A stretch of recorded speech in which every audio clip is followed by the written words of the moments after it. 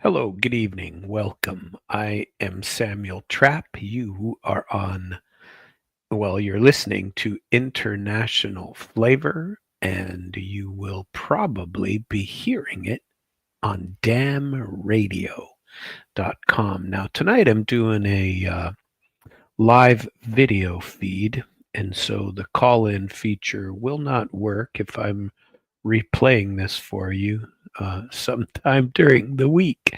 So if you hear these words at the beginning of the show, then that means you cannot call in. My show is every uh, Sunday through Thursday at 9 p.m. on damradio.com. You can listen at damradio.com/live. But I also do my international flavor program on video sometimes because I like to get on there and do my commentary and have one in case something comes up during the week where I am unable to do a show, which does happen from time to time. And I only do it if I'm otherwise not engaged in something.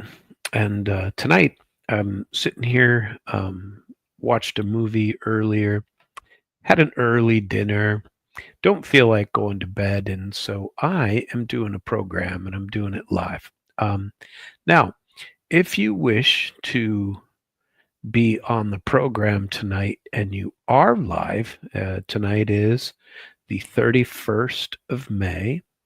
And if you have chosen to join me and you are live, you can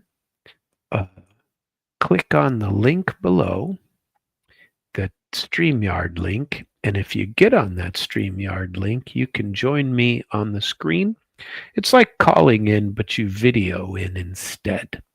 And so it's possible for you to do that if you would like. I have plenty of topics if you don't show up, a few things that I'd like to talk about and cover tonight. But if you would like to log in, please do. I'm happy to have a guest. We can talk about any theme that you would like. I have been following quite a few interesting events that are going on around the world. And this morning I watched a very interesting program in Russian, it was. And basically, it was a YouTube video of which took place at an international legal conference last week, I think it was. And I'm going to download it and get the guy's name for you because it was actually quite interesting, and it'd be nice to play it for you. I haven't been able to find it with any English subtitles, and so I was going to paraphrase it, but the thing's an hour and a half long, and I've only listened to the first hour. And basically, it's the lecture of Andrei Bezrukov, and it was global geopolitics, basically. Global geopolitics in the epoch of the new American reality. And I found it extremely informative. And it would be nice if I could play the whole thing for you. Now, they're at the Jurisprudence Forum, and I believe it was in St. Petersburg this year. And actually, it was put out 11 days ago is when that came out. And the transcript is out there online where you can find it, but I don't think the transcript is in English. I don't see that it's possible to change it into English. And so I thought about downloading the whole thing into one of my processors and translating it into English because this was good. and I think it was mostly correct. And well, I don't.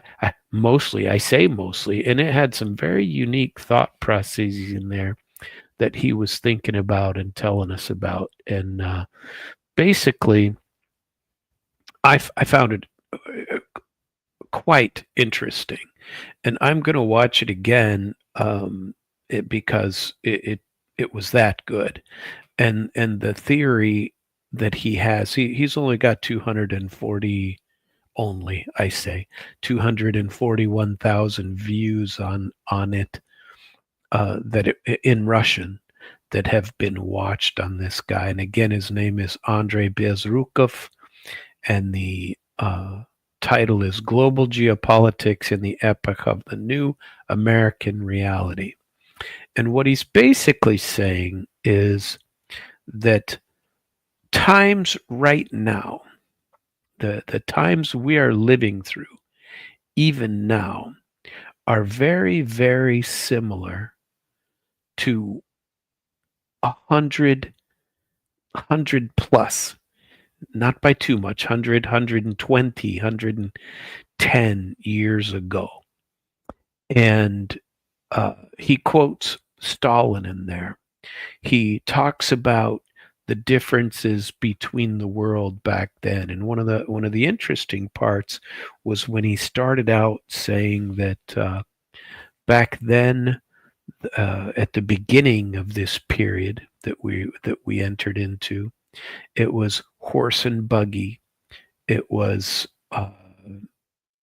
communications only, handwritten, that were had to cross the ocean.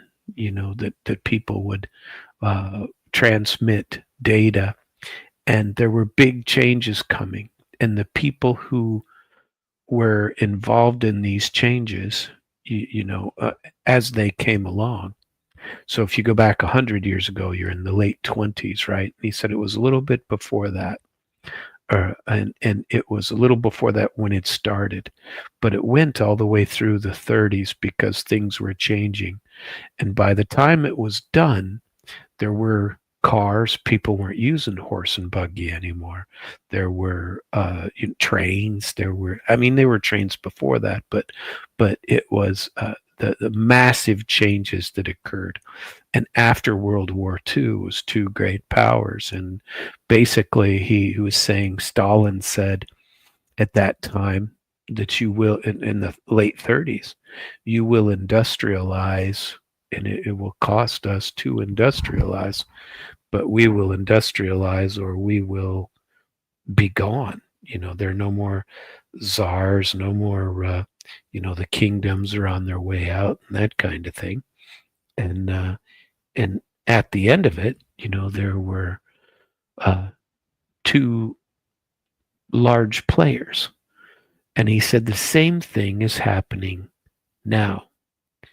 And the same thing, it comes up with things like AI and instant communication worldwide.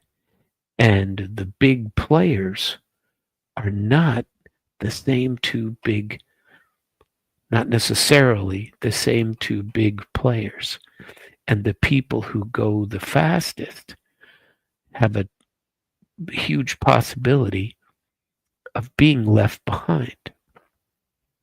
And he put an interesting graphic up on the board that he was going through, and there he actually had several decent graphics of what he had put up. And it was one of them showed the how do I want to put it? Showed the cycles of the United States, up, and that the U.S. has rebirthed itself basically every 4 or 5 times, changing direction. One was when it was just the colonies. The other one was when they went all the way across the continent to the other side of the continent. One was at the Civil War time, and it just, excuse me, it was extremely interesting listening to how he talked about it, and the parts about the AI and the technology and the new race that is going on to not control the world, but to be part of the new world and get your slice of the new world is creating new realities and new partnerships, new treaty organizations across the world. And those who don't uh, play the game are going to be seriously left behind. And I found it just fascinating. And it was an hour and a half, but it was an hour and a half well spent, to listen to that entire topic. I believe that I'm going to put a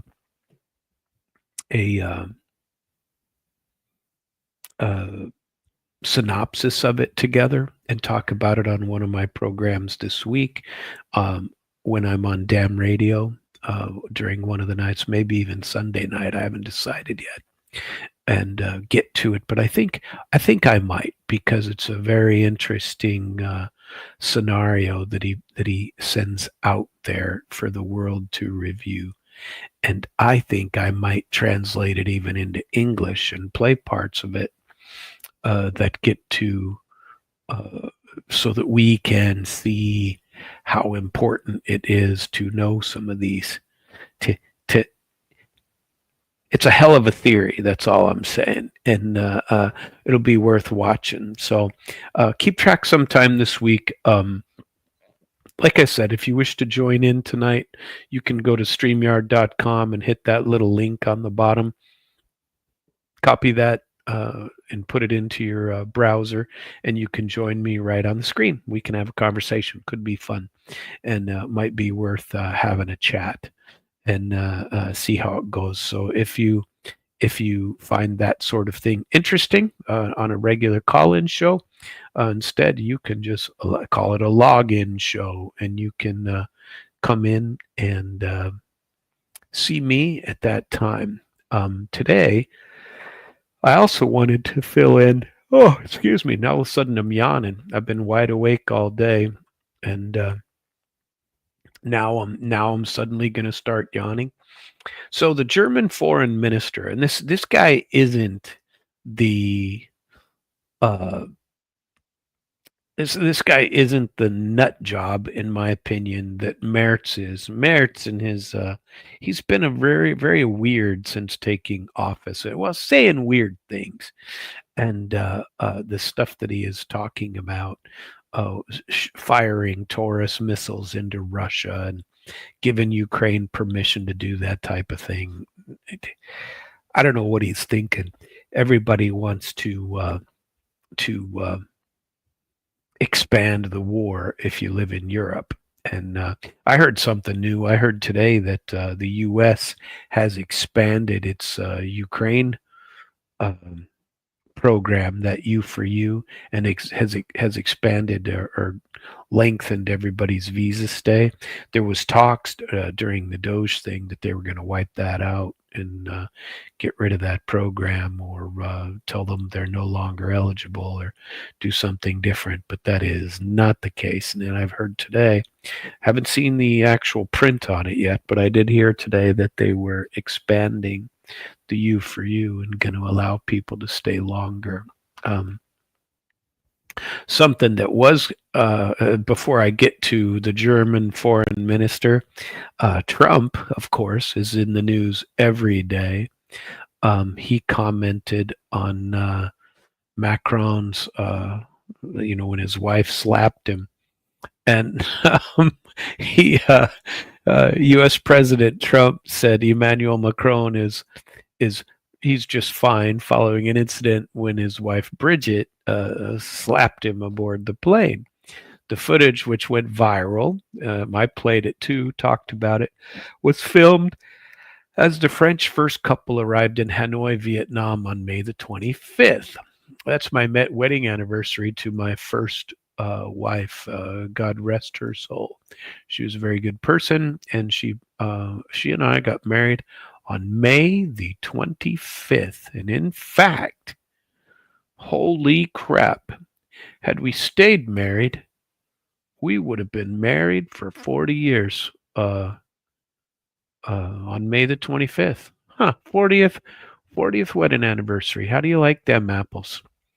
Um, Anyway, as the aircraft door opened, Macron was seen speaking to someone off camera, and then two arms in red sleeves reached out and pushed his face, covering his mouth and his jaw. He stepped back, said he smiled. I don't think he smiled, but and he waved after noticing that he was already being filmed. Bridget, wearing a red jacket, appeared beside him. Macron offered his arm, but she declined it, and the two walked down the stairs together, but separate. So on Friday, if he had any marital advice for Macron, what is this world coming to?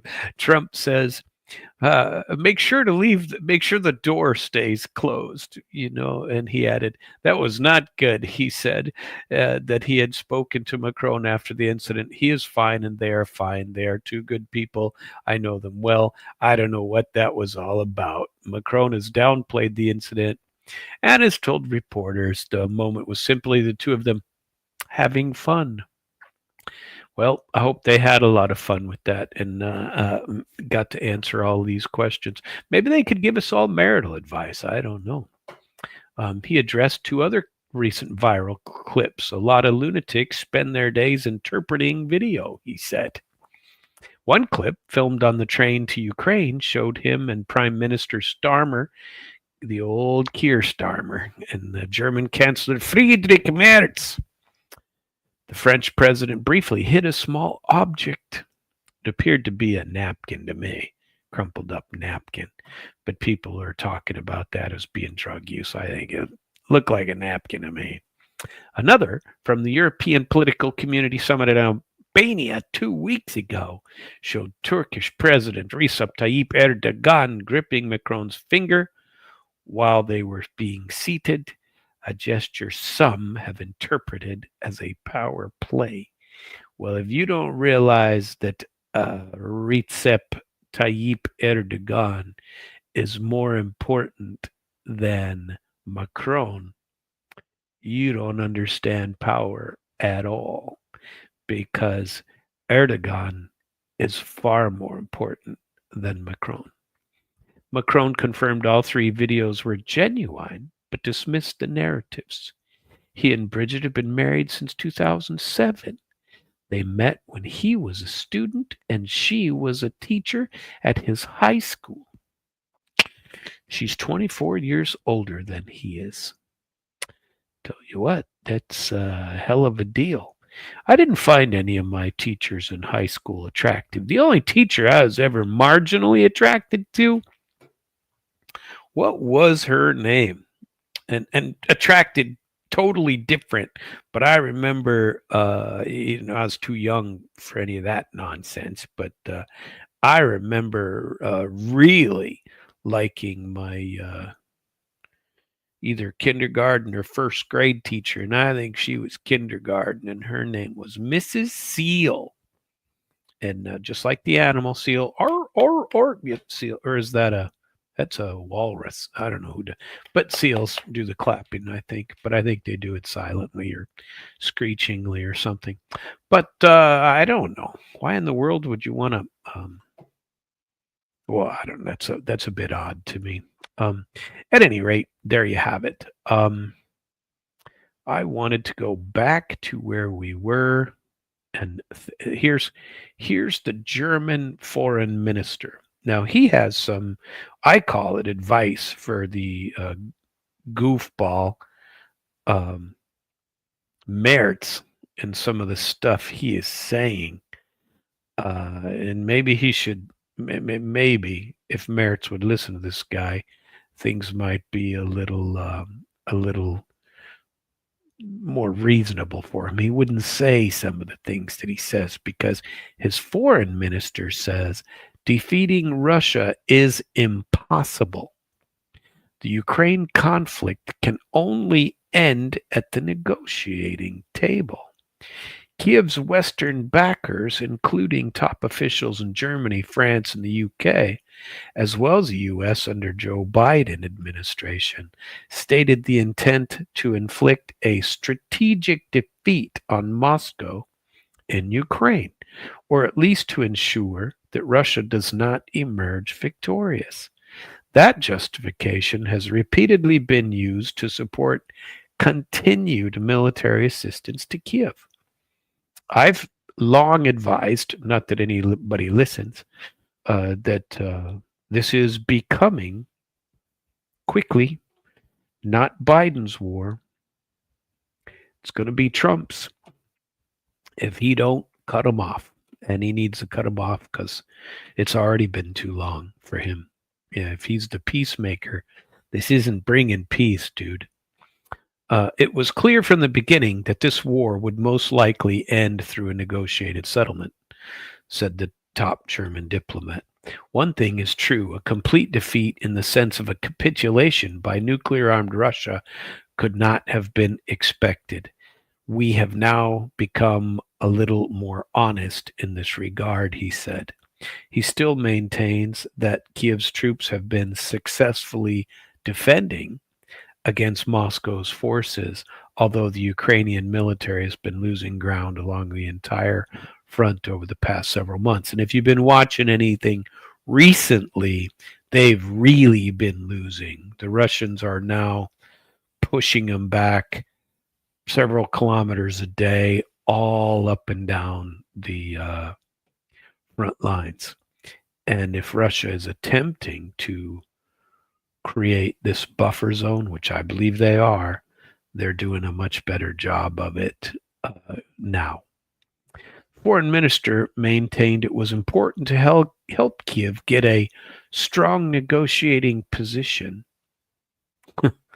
at the peace talks and claimed that Russia was threatening Germany as he justified a planned military buildup and an increase in defense expenditure. He also said that relations between Moscow and Berlin could no longer be described as a clear peace situation. Well, of course not. And look how you're treating them.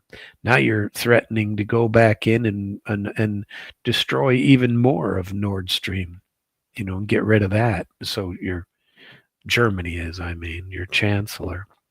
Berlin has taken even more hardline position on Russia under Friedrich Merz. In the week since taking office, Merz has lifted range restriction on Ukrainian strikes with German-supplied missiles and hinted at the possibility of providing Kiev with tourist missiles, which have range of 500 kilometers and can reach Moscow. Germany also announced a new military aid package for Kiev worth 5.2 billion euro, which Berlin says would be allocated mostly to long-range weaponry production inside of Ukraine. Russian Foreign Minister Lavrov reacted to Merz's statements by saying that Berlin's direct involvement in the war is now obvious. Germany already followed a similar slippery slope a couple of times in the last century towards its own collapse, he added. Well, I seem to think it's true. Tell you what, interesting stuff. Let's keep along that line and talk about some Russian generals. Inside Moscow's closed door military thinking. And this is a pretty long read here. But I tell you what, it was worth the read. It's got tons of commentary. A lot of people have reviewed this. Each year, deep inside Russia's defense establishment, a select group of general security officials and defense industry execs receive a publication not meant for outside eyes. The Russian Military Yearbook 2025 is a strategic internal digest intended for those who shape and execute Russia's war plans. Circulated among senior commanders, security agencies, and defense industrial directors, it provides insight into the mindset and priorities of a country at war. This is an in-depth review of the latest edition. So it's a modernized military. Um, The Russian Military Yearbook 2025 opens with highlights from Defense Ministry Andrei Belousov's uh, keynote address, the expanded Ministry of Defense Collegium, on December 14, 2024.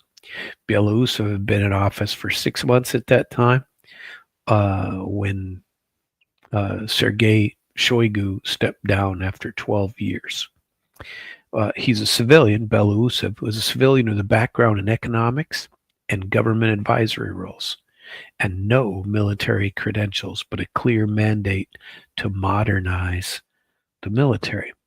In his address, Belousov framed his early tenure as a response to mounting wartime challenge, outlining a managerial approach focused on efficiency, innovation, and human capital.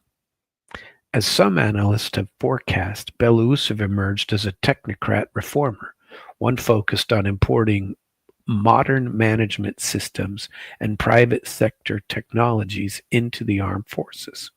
Central to his message was the urgent need to streamline existing military processes and foster a culture of innovation, especially in cooperation with the civilian scientific community. And here's one of his quotes. In this context, the Russian armed forces must become more agile and open to innovation, including innovation from the civilian sector.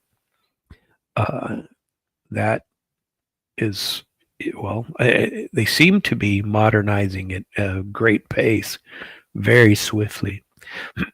But Belousov's ambitions go beyond technology. He also seeks to overhaul how the military attracts, develops, and retains talent.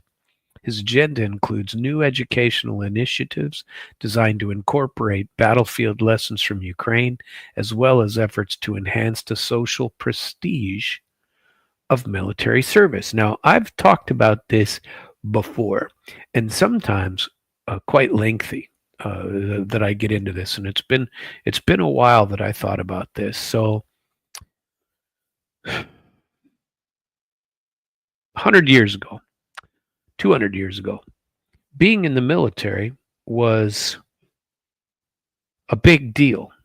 If you go back and you read things like I don't know, pick 'em, books from 250 years ago, books from 150 years ago, Count of Monte Cristo, things like that.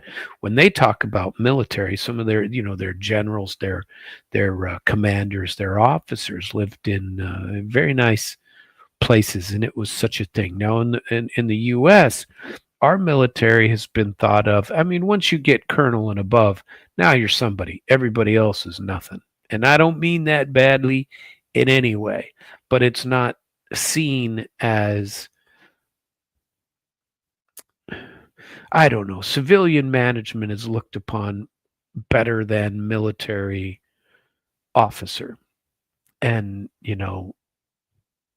maybe, at least at the lower level ranks, not paid at the same level also.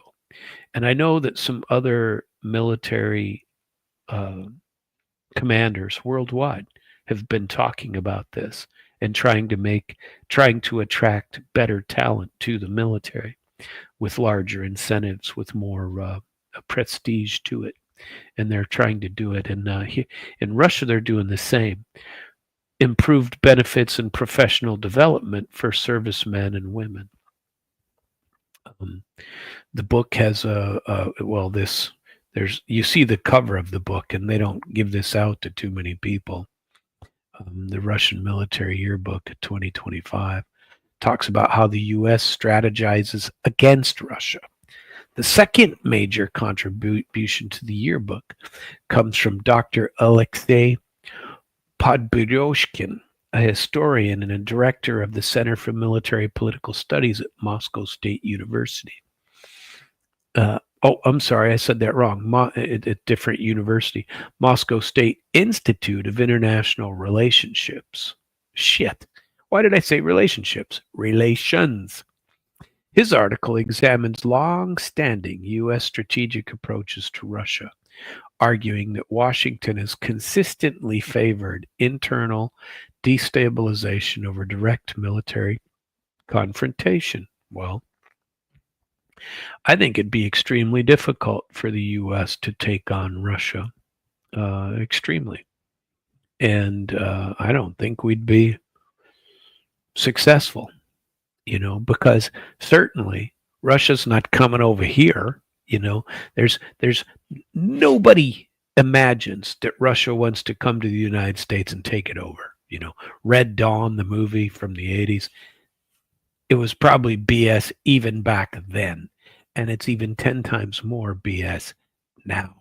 The only way that a war would ever occur is if the U.S., through this NATO nonsense that it's been pumping for 30, 40 years now, ever attended to go that route. It would have to be with the full support and probably body bag support of Europeans first, well, Ukrainians first, then Europeans, the rest of them, and then maybe some American people. The Americans don't have the stomach to go over there. Nobody wants to. I can't imagine that Americans really want to have Russia as an enemy in the first place. It's nonsense to think that, and those that do think that are just dead wrong, and they don't want to think that. So Podborozhkin contends that this tactic, first honed during the World War, has been embraced by successive generations of American policymakers. From their perspective, undermining Russia from within has proven more reliable, less risky, and far more cost effective than attempting to challenge it head on in a controversial military conflict. That plus the fact that we couldn't beat them over there. It's not going to happen. We wouldn't have enough. You know how much you'd have to mobilize to get over there to do it, and Americans don't have the stomach for that. And being an American, I can tell you that for sure. We don't have the stomach for any of that. He traces this strategic preference back to the final decades of the Soviet Union. Yeah, and rightly so. That's a good place to good place to start, I would say. And so let's continue. When information warfare, economic pressure, and financial instruments were increasingly deployed as tools of confrontation. In Podborozhkin's view, these methods not only accelerated the USSR's internal collapse, but also triggered a broader erosion of global institutions. Now, I believe, and I've always said this, and I have an economics degree and a Russian history minor, or a focus, I guess they called it back then. And plus, I served, at that time in the 90s. And I believe that basically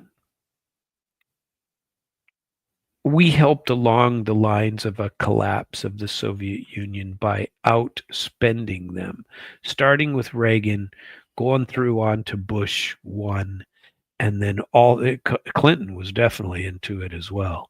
And we pushed and pushed and pushed and spent and spent and spent and threatened Star Wars sorts of technological advances. And we outspent. And meanwhile, the Russians or the Soviets at that time were trying to keep up with us and really couldn't.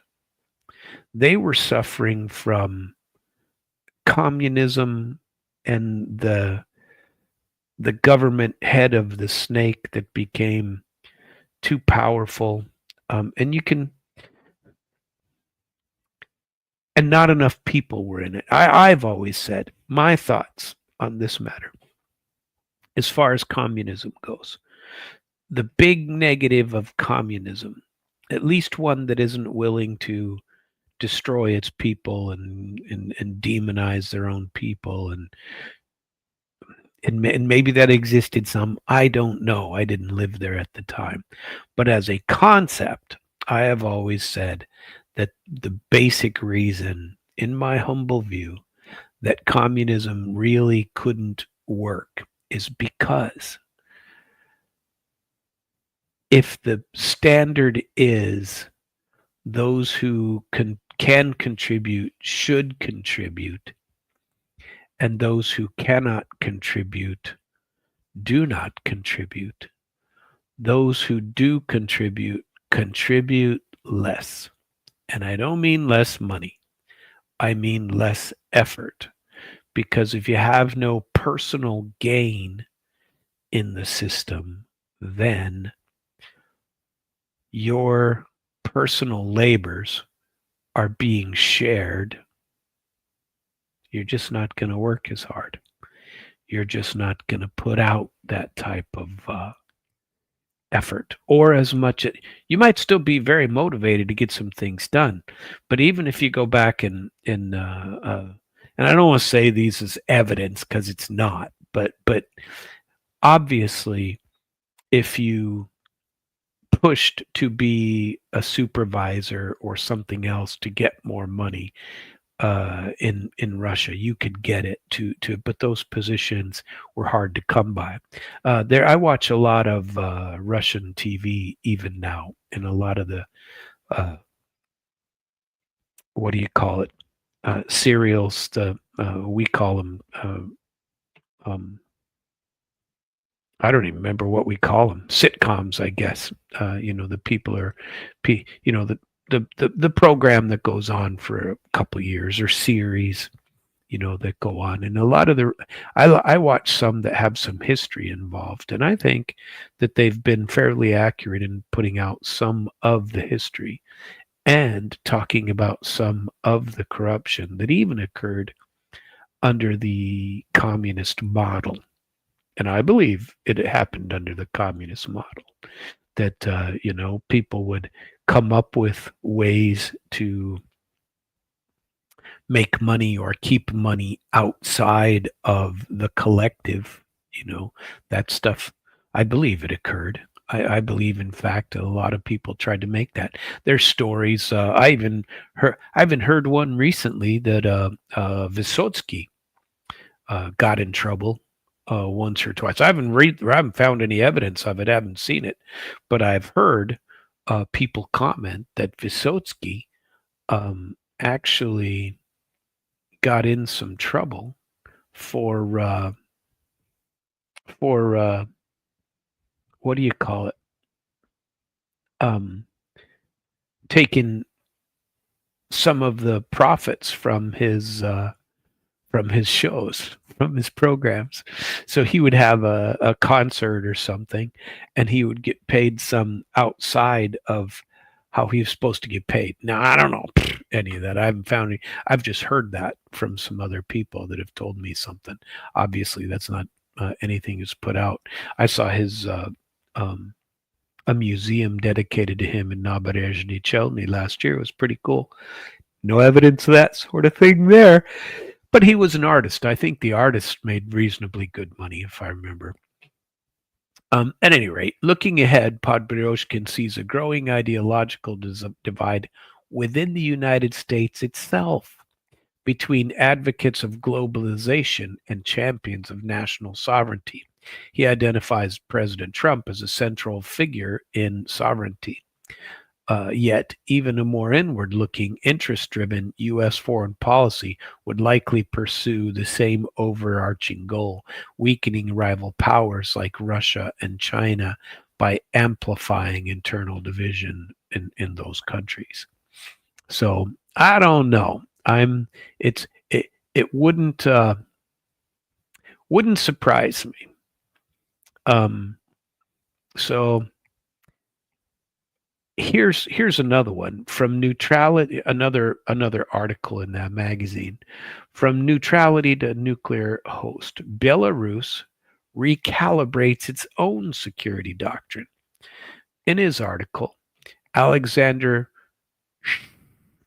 Bakovsky, I think I've said that right, a member of the Belarusian House of Representatives, outlines dramatic transportation in Belarus's defense and security posture.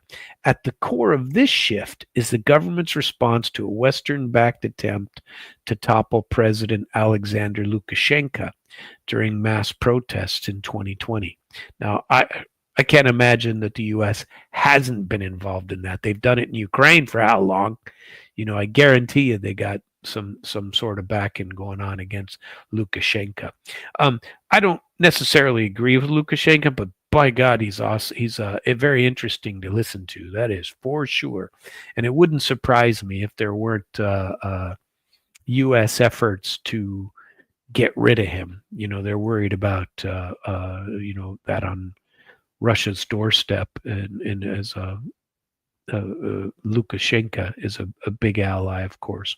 The systematic advance of NATO's offensive infrastructure eastward, the dismantling of post Soviet unity through color revolutions, the embedding of anti Russia narratives into public documentation, and the unleashing of constant armed conflict. This is the reality we have faced over the past 32 years. Quite true. And Alexander Shpakovsky, National Assembly of Belarus, said that. So Shpakovsky highlights Poland as a primary source of concern. He notes that Warsaw has emerged as NATO's top military spender, rapidly expanding its armed forces and acquiring advanced weapon systems from the US and South Korea. Since 2015, Poland's defense budget has quadrupled, with plans to grow its army to 300,000, not counting 10,000 US troops stationed there. Speculations about any threats to Poland from the side of Belarus are absurd. It is Warsaw that has shamelessly intervened in Belarusian politics over the past decades, not the other way around. From Minsk's perspective, this buildup signals a growing risk of military intervention, prompting a reassessment of national defense priority. Belarus has begun modernizing its armed forces with lessons drawn from the war in Ukraine.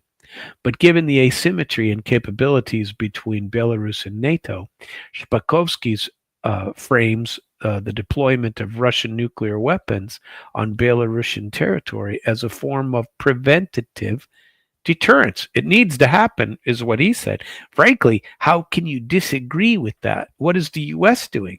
They're putting arms all over Poland, everywhere in Eastern Europe that they have been. They just continue to expand that direction. They like it that way. I don't know. Something needs to go on a little bit different. He argues that the combined pressure of Western sanctions and NATO's expanding military presence has triggered a forced transition in Belarus's self-conception from a nominally neutral, generally neutral, I say, to a frontline state embedded in Moscow's strategic architecture. While Belarus still officially pursues a peaceful foreign policy, it now positions itself as ready to confront the threats it sees emerging along its own borders. So, what does NATO look like after Ukraine? Expansion, hybridization, and a return to Cold War posture?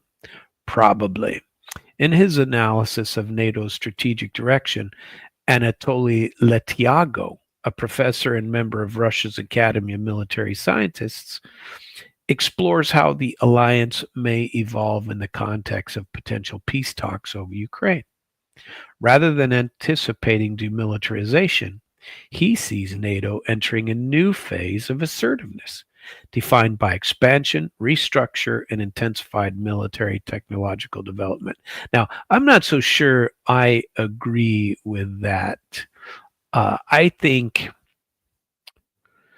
Well, it depends a little bit more on Trump, I say, on whether Trump bails or withdraws more, or who knows what, pulls some of our forces out of there. The 10,000 sitting in Poland, for example, that was never foreseen when Bush one said, "Not an inch to the east will NATO expand, not an inch."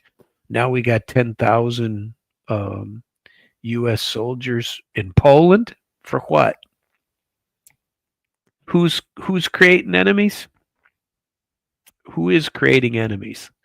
I don't believe it's Russia. Um, According to Latiago, NATO's priorities over the coming years will include not only formal enlargement, but also what he calls hybridization, the strengthening of ties with countries in Southeast Asia. Yeah, I'm totally against this. This approach, he argues, I'm not against what he's saying, I'm against the hybridization. This approach, he argues, dovetails with the strategic orientation of the current U.S. administration, which seeks to extend NATO's functional reach into the Indo Pacific.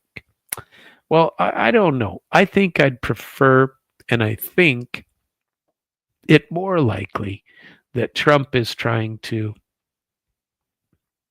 I don't want to say back out, but ease out, to minimalize our, especially on the financial front, let them pay for it.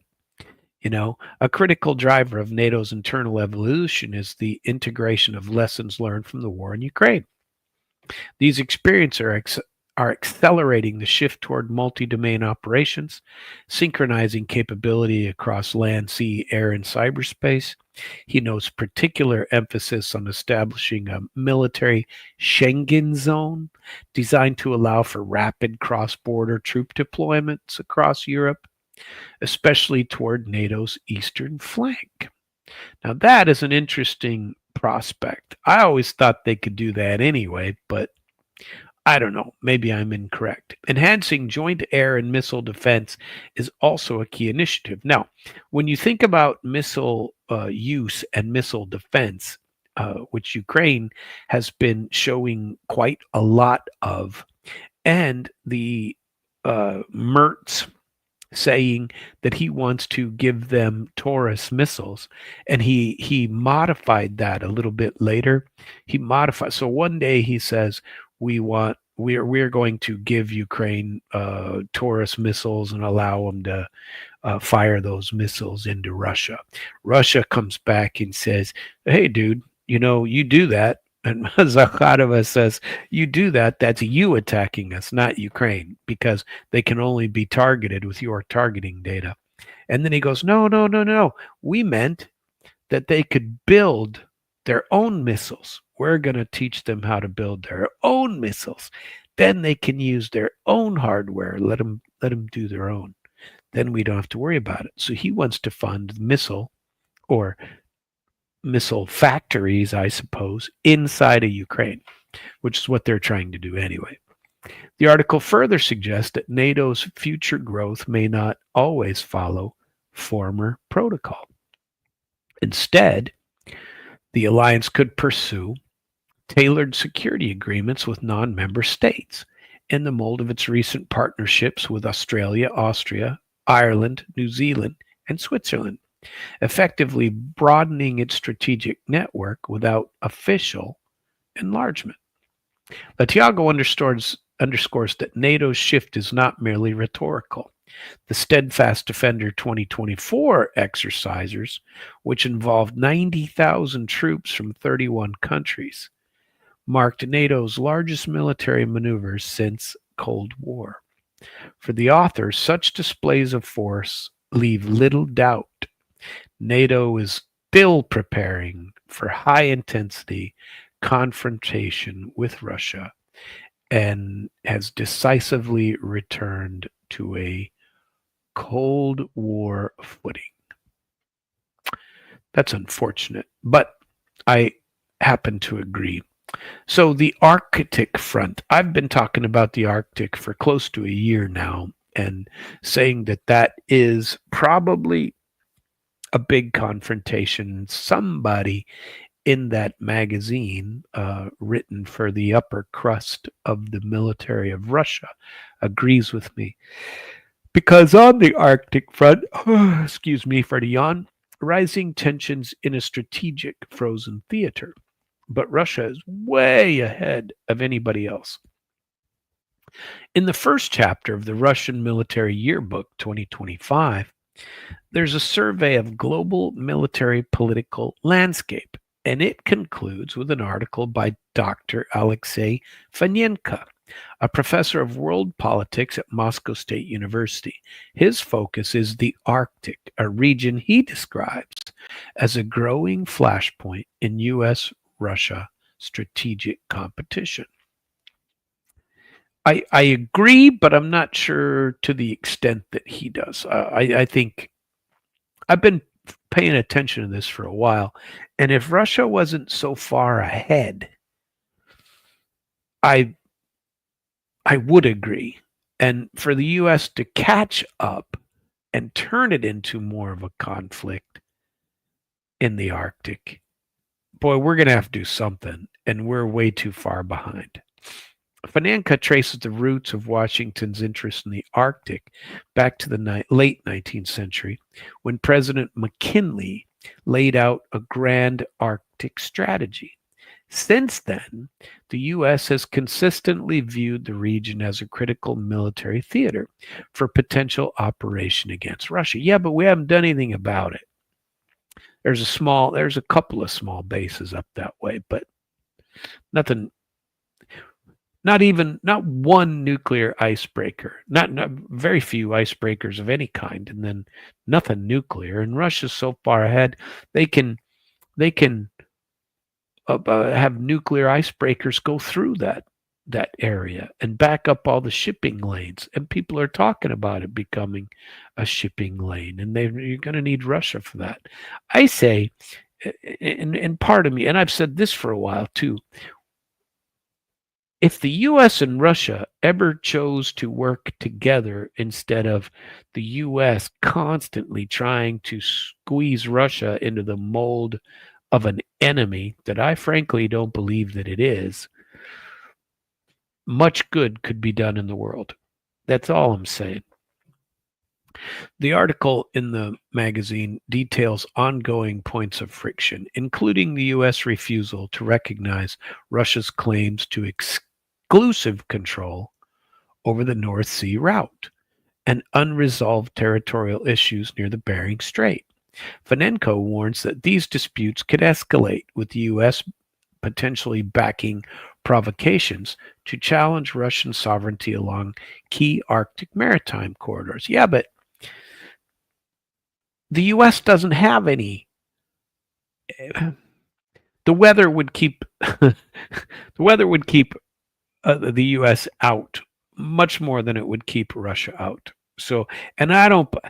Do I believe in that the Earth is going through a period of warming? Yes. So when I say I don't believe in global warming, I don't believe in global warming as a concept. I believe the Earth goes through periods of time that are colder and periods of time that are warmer, and we're right now in a period of time that is warmer. But I'm anyway. The U.S. is pretty far behind in that regard. One of the quotes in this article: Washington has never lost sight of the possibility of redrawing borders. I mean, you saw Trump saying we're going to take Greenland. I haven't heard anything about that in a little bit, but it's crucial to remain vigilant about any unfavorable action taken by the United States against Russia, and to be prepared to respond firmly and appropriately if necessary, says Andrei Fanenka. He concludes that the Arctic, once seen as a remote frontier, is now embedded in a great power rivalry. For Moscow, the region is not only a matter of natural resources and transit routes, but a line of defense, and any shift in its status quo could carry strategic consequences. Well, the next part of the yearbook talks about the Russian defense industry. It opens with an analysis by Nikita Kirillov, who I like listening to, by the way, an expert at the Center for the Analysis of World Arms Trade. He assesses the sector's rapid transformation under the twin pressure of war in Ukraine and sustained Western sanctions. Despite these constraints, the defense industry has demonstrated remarkable resilience and adaptability. And I believe it's making them butt tons of money at the same time. Production volumes have surged across key categories. Tank output has increased 5.6 fold, infantry fighting vehicles by 3.6 times, artillery shells by 17 and a half times, and UAVs an extraordinary 16.8 times. Isn't that nuts? That's a that's a hell of a lot of military capacity. Kirillov notes that such growth would have been unthinkable for the Russian military industrial complex at any point in the last 3.5 decades. More than just scale, the industry has shown an ability to modernize. New weapon systems are being greenlit for mass production within 4 to 7 months, a timeline driven by direct feedback from the battlefield. And by the way, their weapons are kicking the crap out of the Western counterparts. The Ukrainians are losing all kinds of stuff, Western built, Western made. Remember, I've said consistently that this, having served in the U.S. Army as long as I have, and seeing the same Abrams A1 tanks being used in Ukraine that were used when I was in the military as a young man, when do the upgrades come for the U.S. Army? When does it come? How long are we going to keep the same old battle tank? Huh? We've been fighting third world countries, people with no military. As soon as they come up along modernized Russian tanks, I wouldn't even say they're equals anymore. I would say that the Russian counterparts are outclassing their counterparts. Um, that's what I say. Not that the Russians haven't lost a great number of tanks and other platforms, UAVs, everything. But I believe theirs are outclassing ours. Alongside upgrades to tanks, APCs, and artillery, new systems like naval drones and UAVs have entered service. Defense manufacturers are pivoting toward civilian production. Factories are increasingly producing dual use technology, including machinery for industrial use and 3D printers, in a move designed to embed the defense sector more deeply into Russia's broader economic ecosystem. It's not Western sanctions, but domestic government decisions that determine the production dynamics of Russia's defense industry, says Nikita Kirillov. Today, it not only bears the increased burden with confidence, but supports other economic sectors as well. And in the future, it will fulfill all the tasks set by the country. There's something to be said about industry that is strongly connected, strongly interwoven with the government. Okay? So sanctions have forced this upon Russia to the detriment of the rest of the world, to the detriment of the effectiveness of sanctions. That's for sure. Now, I've said that sanctions aren't effective, but if you're forced to look inward, so arguably, now go back 50 years. Go back when the Soviet Union produced 80% of what it produced. I'm sorry, of what it needed, it produced itself. Okay, there wasn't a lot of global trade out of the Soviet Union. That people that that they created what they needed inside the country, right? And they took care of things inside the country. And then, over a 30-year period, longer, the U.S. went in there after the collapse of the Soviet Union. We went in there and convinced them that capitalism was the way to go. And that was a raping of Russia that Russia regrets now. And thinking and watching after sanctions come about and U.S. countries leave, even take it to your McDonald's that became Vkusna i Tochka. Just start with that, okay, and say that you have taken something Western and brought it back to Russia.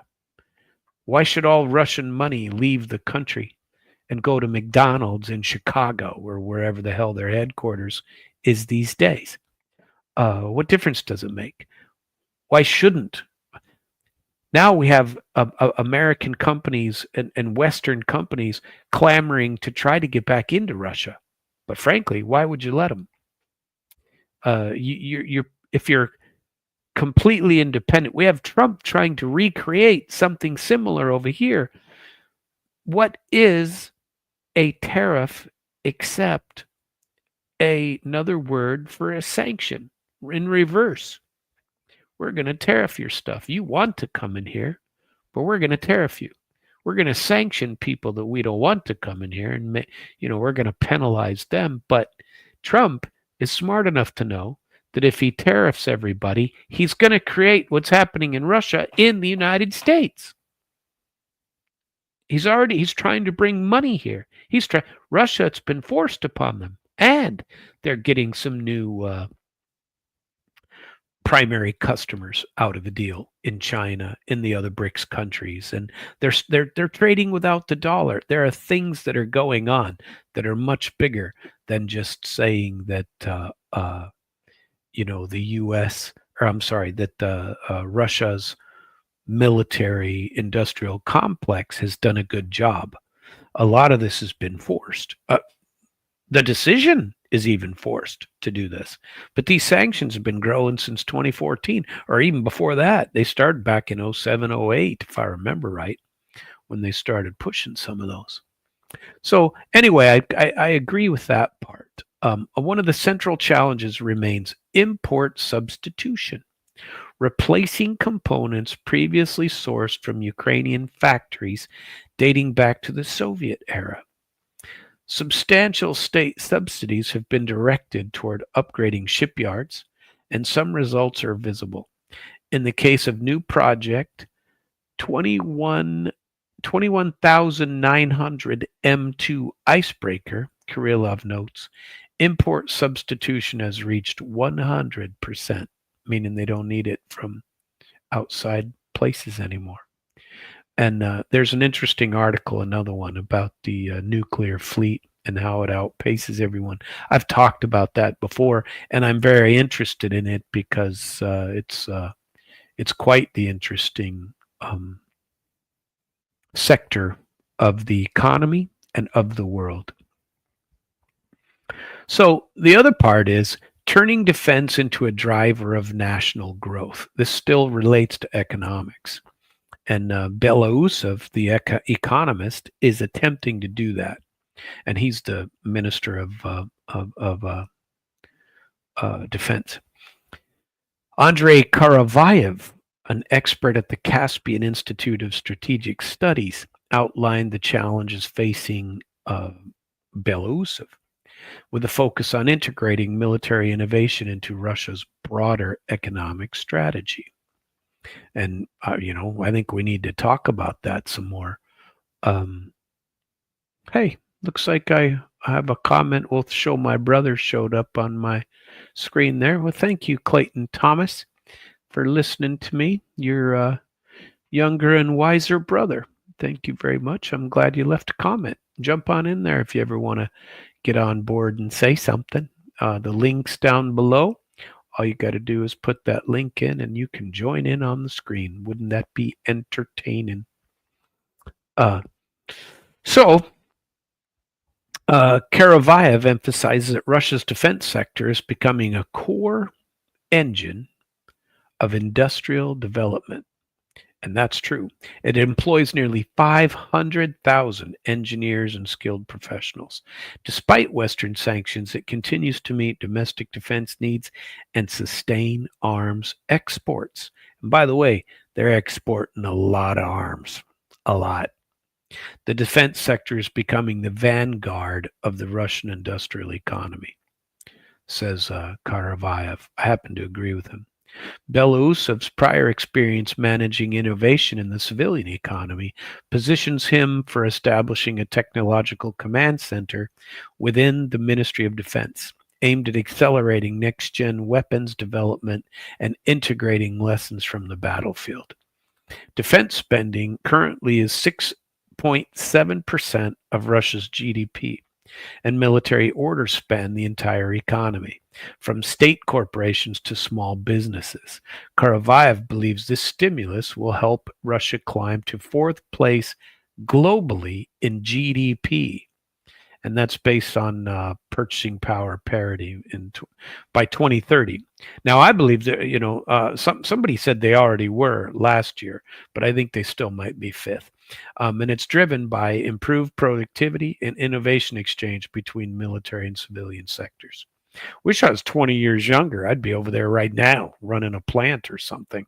A further objective is to expand cooperation with allies by establishing overseas production hubs, starting with civilian goods and expanding into dual-use technology as part of Russia's broader push for alternative globalization.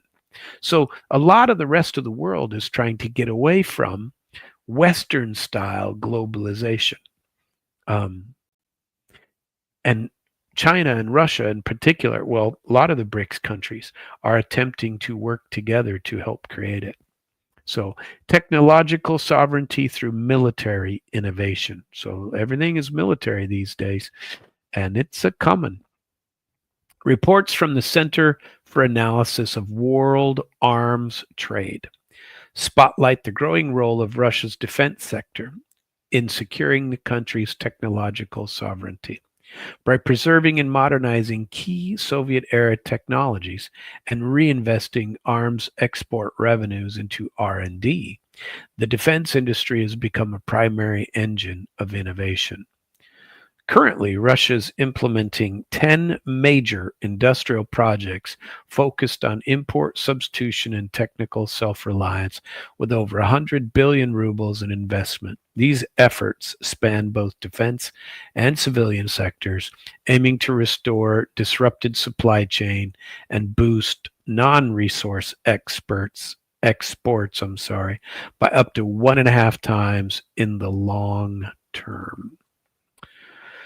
The Center for Analysis of World Arms Trade says today defense enterprises not only ensure the country's sovereignty in arms production, but also actively develop critical and cross-cut technology.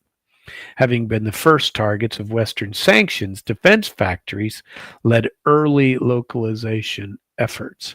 Their success has informed civilian industries, including mechanical engineering, shipbuilding, and aviation, and localized production of helicopters, and is doing the same for civilian aircraft. By 2030, domestic models are projected to account for 50% of all Russian planes and 90% of helicopters, complete with locally produced engines and avionics. They aren't importing that stuff anymore. The third chapter offers a detailed look at next-gen Russian weapon systems, a particular focus on innovation in air defense, both land-based and naval, and comparative analysis of international platforms. The Tor M2 extends surface-to-air missile capabilities to the sea. The Tor M2 surface-to-air missile, originally designed for combined land and sea use, is now being fielded in a dedicated naval configuration. Development began in 2015 at the Izhevsk-based facilities with the goal of countering low-flying threats such as sea-skimming missiles and maritime drones. deployed aboard Black Sea Fleet ships. The system represents a significant upgrade in close-range naval air defense. The Panzer ME. Also featured is the Panzer ME, a maritime adaptation of Russia's most sophisticated short-range air defense platform. By integration missiles and rapid-fire artillery in a single unit, Panzer ME addresses the dead zone limitations of missile-only systems. This hybrid capability has been tested in real combat scenarios aboard Russian vessels involved in the current military operations. The Viking versus the West, comparative analysis of medium-range surface-to-air missiles. I believe that Russia is far ahead of us in this regard.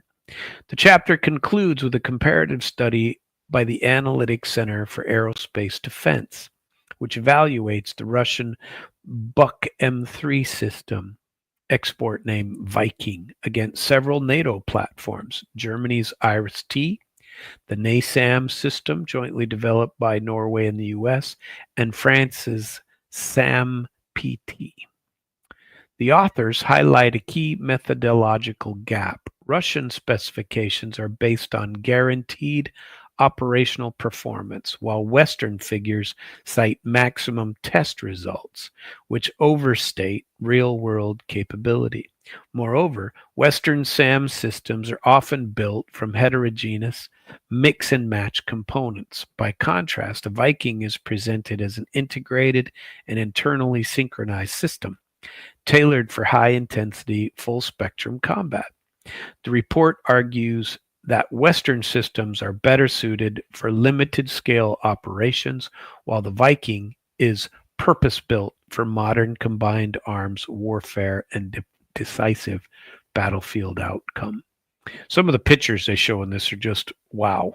The Tactical Missile Cooperation Center, on the 10th International Military Technology Forum in Moscow. Man, I want to go to some of these. I need to get I need to do more of this. I need to get my butt back over there and go to some of these awesome centers that they are advertising here. Military technical cooperation, export strategy, and strategic partnership. The final chapter of the yearbook opens with an analysis, again by Nikita Kirillov, of the Center for Analysis of World Arms Trade, focusing on the role of Rosoboronexport, Russia's state intermediary for the export of military, special purpose, and dual-use products. According to Kirillov, the company not only supplies the hardware, but delivers integrated defense solutions that help foreign partners develop their national defense infrastructure.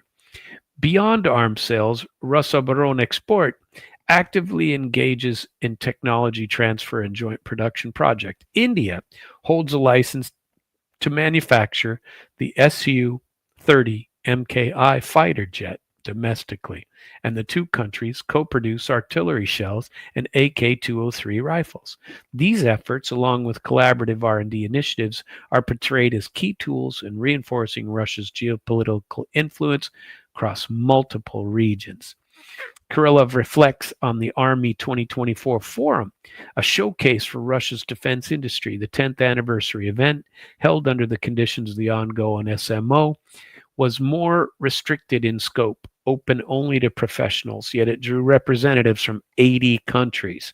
Russian Defense Minister Belousov held bilateral meetings with counterparts from 8 nations, and countries including Belarus, China, India, and Iran mounted national displays of their own technologies. More than 20,000 military and dual-use products were on display, with 250 plus exhibits drawn from what Kirillov described as Russia's people's defense industry, a term denoting grassroots military innovation sparked by the conflict in Ukraine. Some of these systems, including advanced drones, had already seen combat. Contracts signed at the forum totaled over 500 billion rubles or $5 billion. The demonstrated effectiveness of weapons in combat is far more compelling argument than their specifications or promotional videos shot on a test range. That says a lot for what's going on in Ukraine because a lot of these systems are already battle tested. In the US, we have firing ranges, but not combat.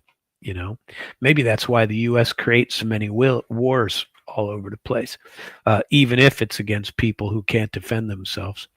The following two articles to go into Russia's military technical cooperation with India, and there's good stuff. Given the new geopolitical realities and India's desire to enhance its military political status, it is possible to revisit the project for an Indian fifth generation fighter based on the Russian Su-57 model.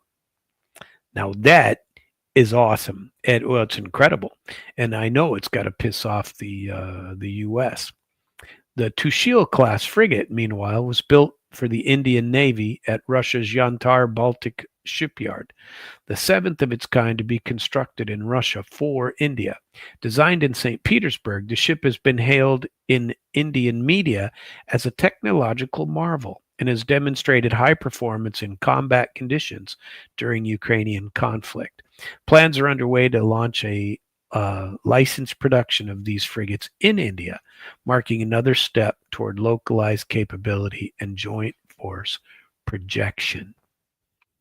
There is no doubt that supplying the Indian Navy with the latest frigate will significantly bolster India's maritime defense and further illustrate the privileged strategic partnership between Moscow and New Delhi.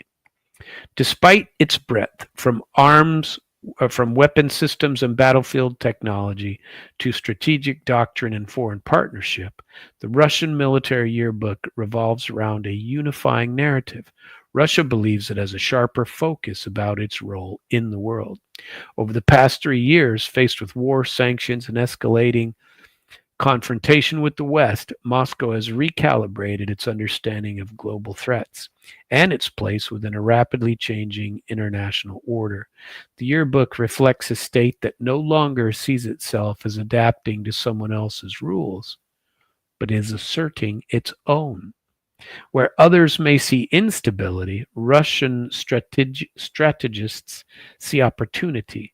The tone of the document suggests not a fear of global disruption, but confidence in being able to navigate it, rooted in a belief that Russia has the strategic clarity, institutional tools, and the industrial base to act decisively in a multipolar world.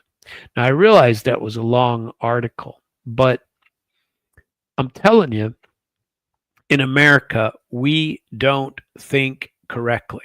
We just don't. That article, by the way, if you ever want to read it, is by a guy named Dmitry Plotnikov, a political journalist exploring the history and current events of ex-Soviet states. Very nice article and well put. It's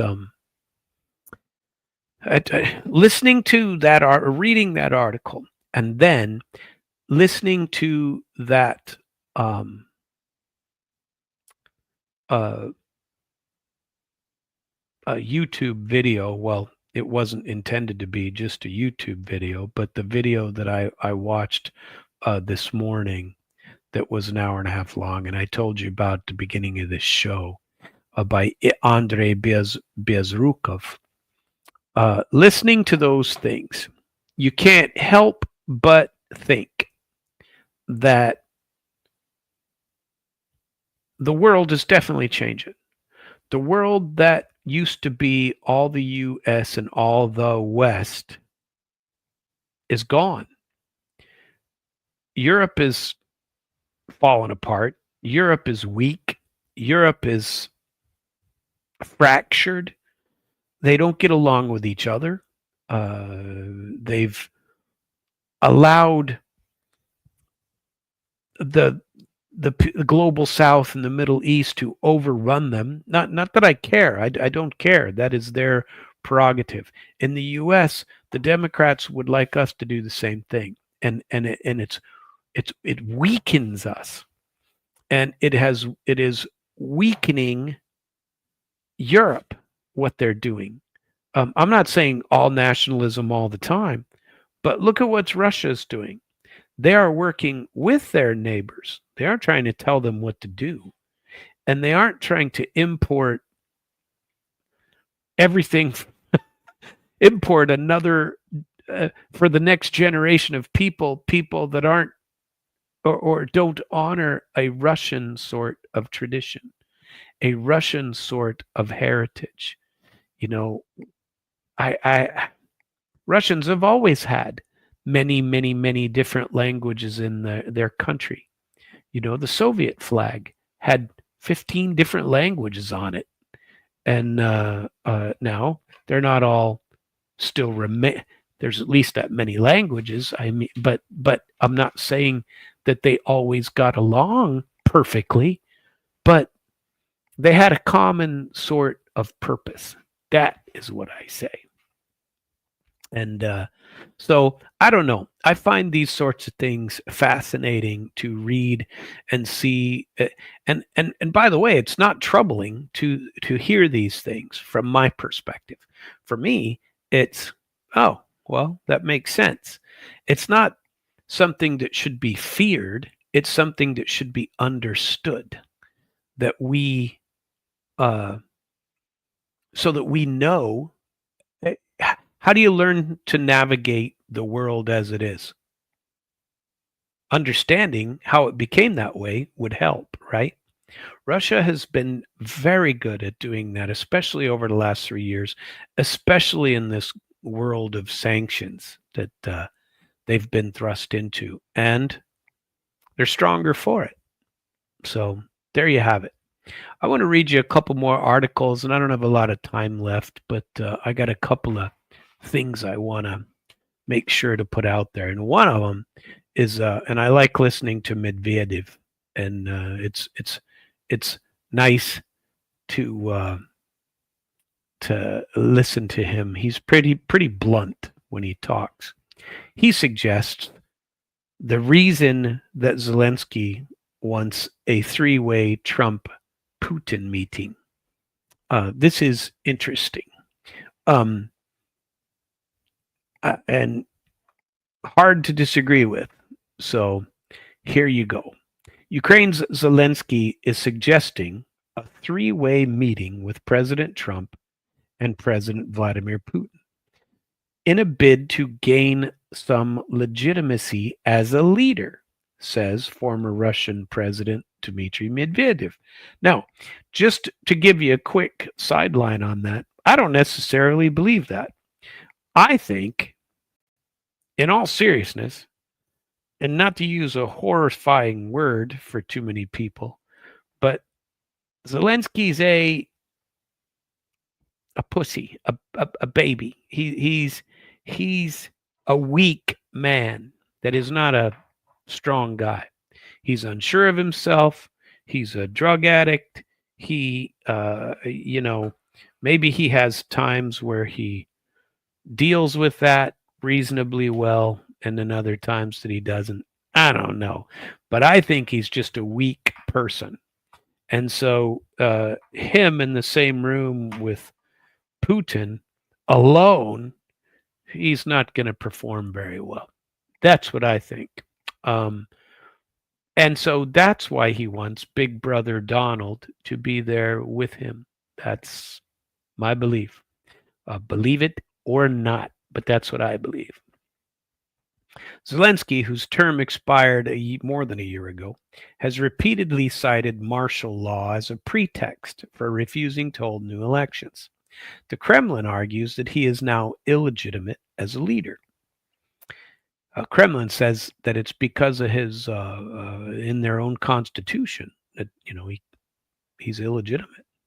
In a post on his Telegram channel on Friday, Medvedev, who currently serves as deputy chairman of Russia's Security Council, wrote that the reason why Zelensky wants a meeting with both Trump and Putin at the same time is obvious enough. A three-way conversation means he can get massive legitimacy boost by latching on to the clout of those at the table, the Russian official claimed. Medvedev surmised that Zelensky could capitalize on such a meeting domestically, using it as a pretext to put off elections further and to convince Ukrainian elites that now is not the time to change horses. Yeah. On Tuesday, Zelensky stated that we are ready for the Trump, Putin, and me format, and we are ready for Trump, Putin, Trump, Zelensky format, and then the three of us. According to Zelensky, while several venues for the potential summit were being considered, Turkey is the most realistic option. The following day, Trump said he was preparing for a trilateral meeting with Zelensky and Putin if it is necessary. Well, it shouldn't be necessary. Speaking during his first visit to Kiev on Friday, Turkish Foreign Minister Hakan Fidan said he believes it is possible to cap the first and second direct Istanbul talks with a meeting between Mr. Trump, Mr. Putin, and Zelensky under the direction of Turkish President Erdogan. Also on Friday, spokesman Dmitry Peskov clarified that Putin is open to holding high-level direct talks with Kiev. However, he said these should be preceded by concrete progress being made in the negotiations between the Russian and Ukrainian delegations. I personally still haven't seen the proposals. Obviously, I haven't shared them with anybody, but Russia said theirs is ready and they've already sent it to Kiev. Was it Kellogg? Who was it that said that they would be ready for Russia? The Ukrainian proposal would be ready for them to have a review. The representatives of Moscow and Kiev last met in Istanbul on May 16, marking their first formal negotiations since 2022. On Wednesday, Russian Foreign Minister Sergei Lavrov proposed holding the next round of direct discussions on June 2 in Istanbul. I think it needs to happen, but we shall see what'll come of it. We shall see. My sympathies to those who, and there's not a lot of detail on it so far. It says 31 people injured, perhaps more. 7 people killed and dozens more injured in the train that derailed after a bridge collapsed in Russia. That is very unfortunate. Sorry to hear about it. Actually, when I first saw the title of it, I thought it was the United States, because our bridges are all very old and aging and isn't going, we need to do something more about it. And we're going to wrap up the show about here. My name is Samuel Trapp. This is International Flavor. You can listen to me every Sunday through Thursday at 9 p.m. Central Time, United States Central Time, Chicago, from 9 to 10:30 p.m. on damradio.com/live. All of my shows are later turned into the podcast and will be available on internationalflavor.com. I also fully support all of our other content providers on damradio.com, and you can find all of those at damradio.com/schedule, damradio.com/podcast. I do a Russian version, and I plan to do one tomorrow morning in about 10 hours, 12 hours. I plan to do a Russian version one right here, and you can follow that and see how it goes. Meantime, thank you all for listening, and I hope you have a very good evening. Feel free to join in, and I've loved being with you. Have a good evening.